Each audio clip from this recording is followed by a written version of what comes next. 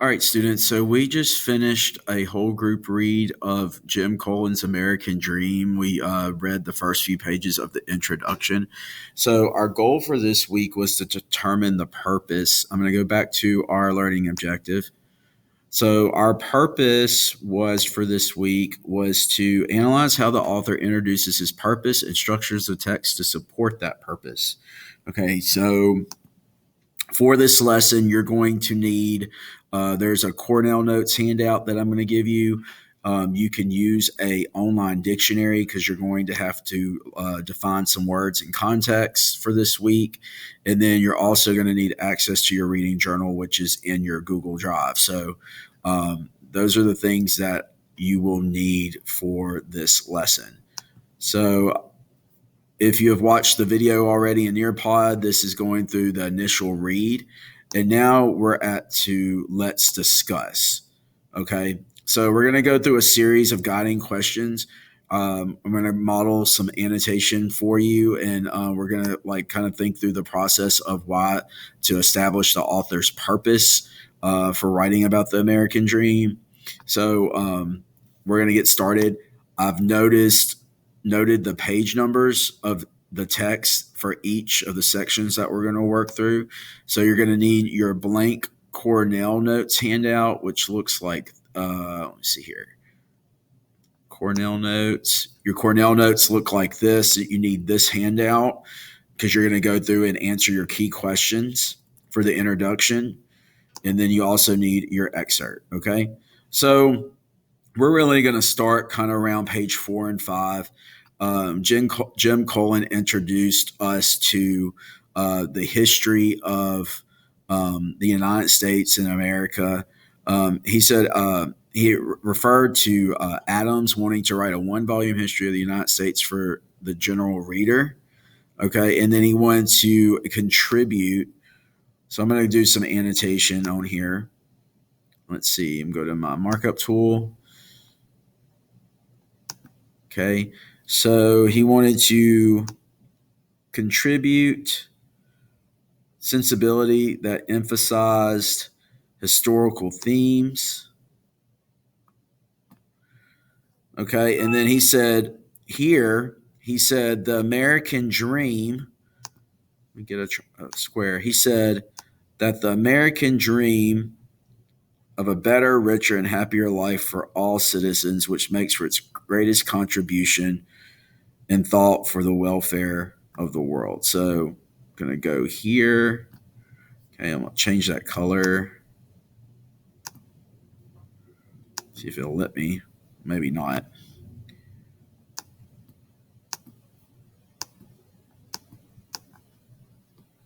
Okay, let me try that again. So shapes, box, triangle. Okay.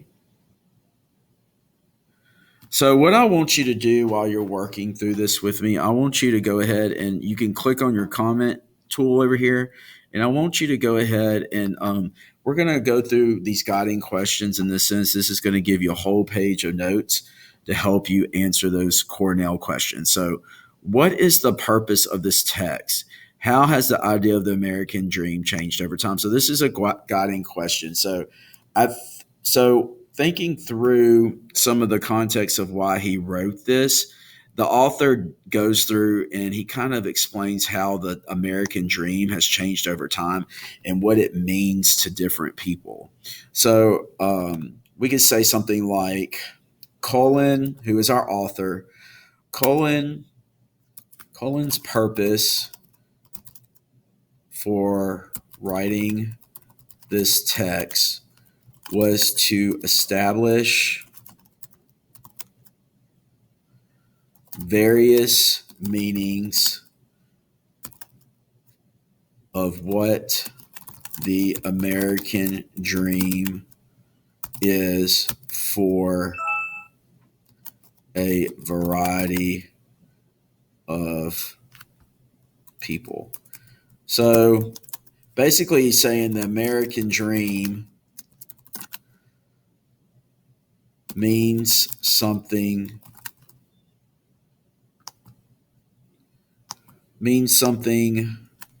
different for everyone who pursues it. Okay, so we're getting that big idea of like, okay, it's remember we're talking about the American dream. It's not always about wealth or being rich, but it might have a greater meaning. It might mean a sense of taking a journey, a sense of independence, a sense of freedom to pursue happiness. So those are some of the key ideas that we're trying to look at here. Okay, and so let's keep going. So he gives kind of like continues to give this overview and kind of this evolution of how the American dream has been documented over time. He starts kind of makes a reference to the Great Depression. The possibility of struggle lies ahead. Like to me, I look at that term struggle, and I think American dream really that kind of encompasses the American dream because we all have to struggle, okay, at some point, okay, in the pursuit of liberty, life, liberty, and the pursuit of happiness.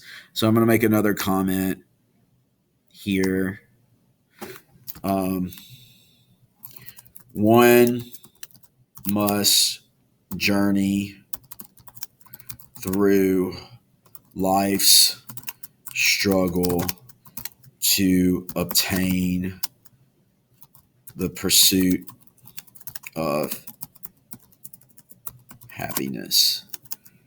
Okay, so what is it that really makes that person like get up every day and go and pursue? No matter how hard the struggle is, you can keep on pushing and fight. And then the opportunity for a man to live in a prosperous and free world.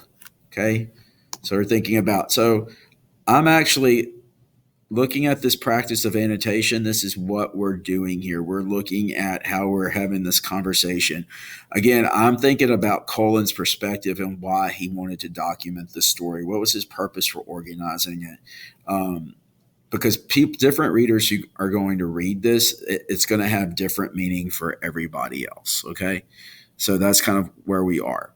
So let's keep going. All right. We'll go ahead and scroll on down. Okay. So we're to page 5.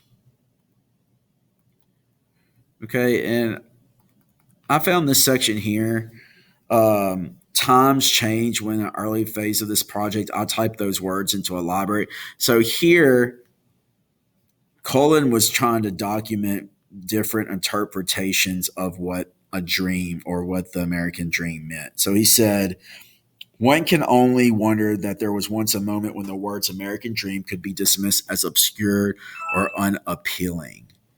So that's kind of give us, let's make some connections there on what he's exactly trying to tell us. So he said the words American dream could be dismissed as obscure or unappealing.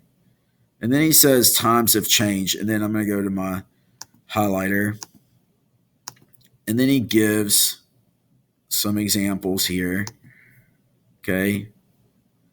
So different categories to the American dream. Some might believe education is the American dream, right? Or tenants, like people who live in this country, the opportunity to live in this country. Or advertising the American dream, the freedom of speech, the freedom of press. Or, and then he says American dream in the popular novel. So he's talking about, what's America's story here.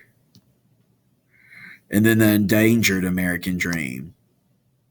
People who don't have that pursuit of life, liberty, and happiness. and then prisoners of the American dream, those who are trapped or seem to have struggle. Okay. So take a moment, and I'm going to pop this question up. So go back to our slide.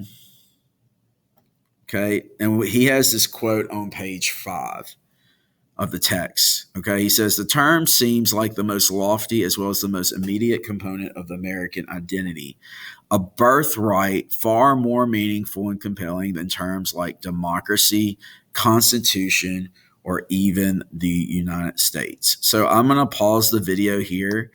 I want you to go back on page 5 and look for this quote. Type a comment with this question. What does using the term birthright to refer to this term suggest about how Americans feel about the American dream? I want you to go find this quote and identify and think about what the term birthright means. And we'll check in a second. Okay, so you took a minute to look for this question. We're trying to annotate this first question using our Cornell notes. What does using the term birthright to refer to this term suggest?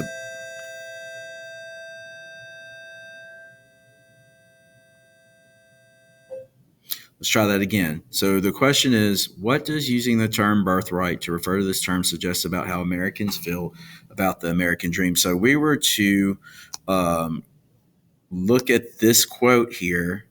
It says, the term seems like the most lofty as well as the most important component of American identity, a birthright far more meaningful and compelling than terms like democracy, constitution, or even the United States. So making an inference here, we can say maybe the term birthright. So a birthright is something that suggests that something is given. It's not something earned. So it suggests that one doesn't have to do anything to earn something. Okay. It is owed to them at birth.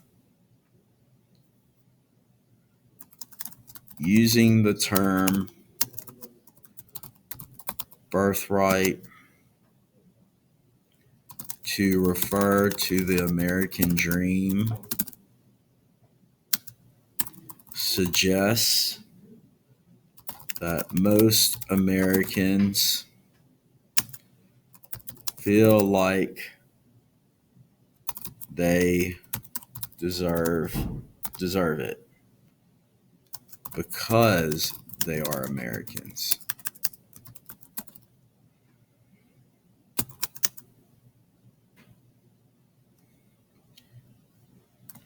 They are entitled to the American dream because they were born here or live here. Okay, so that was that first Cornell note question. So I essentially just helped you with the first question. If you go back, you would type this here. I'll make me a text box. So you could type it here. Make me a text box. And then I guess I'll go grab my response. And then I will paste it. See if I can. Okay. So there's my response to that first question. So I did this. I like going through the questions because I provided the questions on your slides. So I like to, I gave you the page number as well. So I like to actually write the question out and write my response and then make any notes here.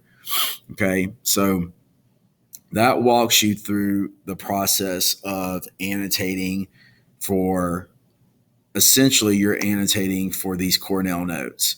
And these questions are in your slide deck. So that walks you through how to annotate. And on the slide, I give you the page number of where to look for each question and each quote. So, for example, here's another question, here's another quote. What is problematic about the American dream being part of our national identity? So, this quote comes from page 6 of the text. So, that would be the next page down.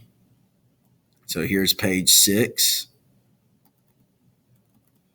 Okay. And then I think our quote was in the 21st remains a major element of our national identity. So I'll go ahead and see if I can go ahead and just highlight that here.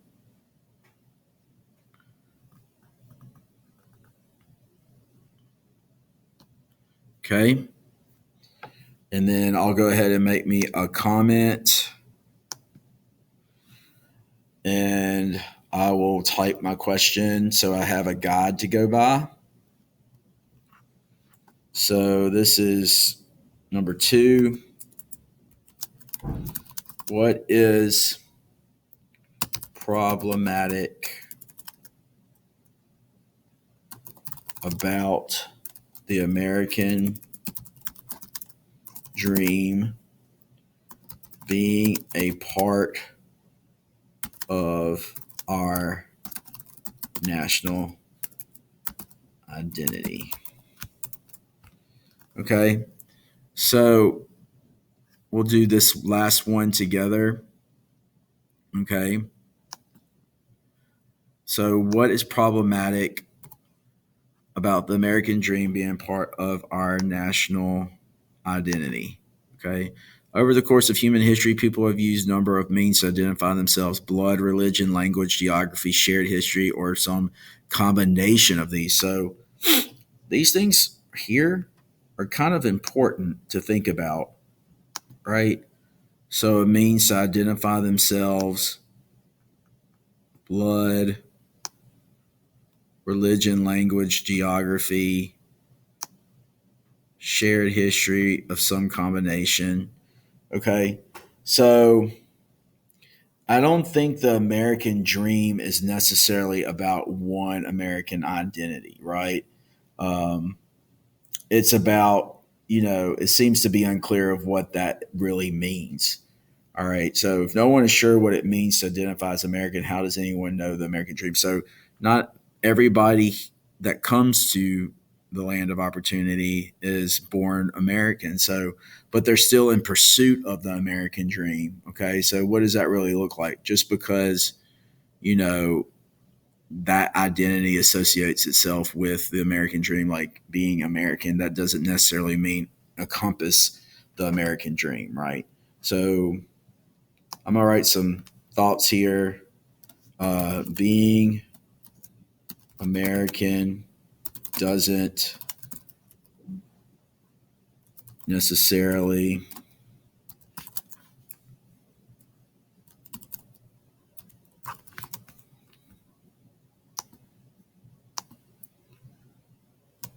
identify with the concept of American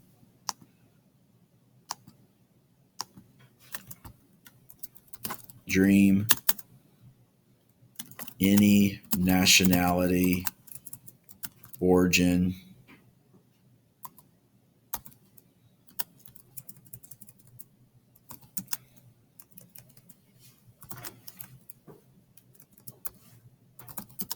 race, or creed can pursue life, liberty, and the pursuit happiness. Okay, so I'm going to stop this video here. I want you to think about how you can answer this question and think about your annotations. You guys are allowed to work together. I may establish if you work with a partner. I established groups for you last week, but if you do work with a partner, please email me or send me a private message on Facebook. You can work and annotate through this together as well as your Cornell notes. You need to work together though. But if you choose to work with a partner, please notify me and let me know so I can identify that while I'm monitoring your work. So I'm going to stop the video here and then I'll be checking in soon with you for the next video.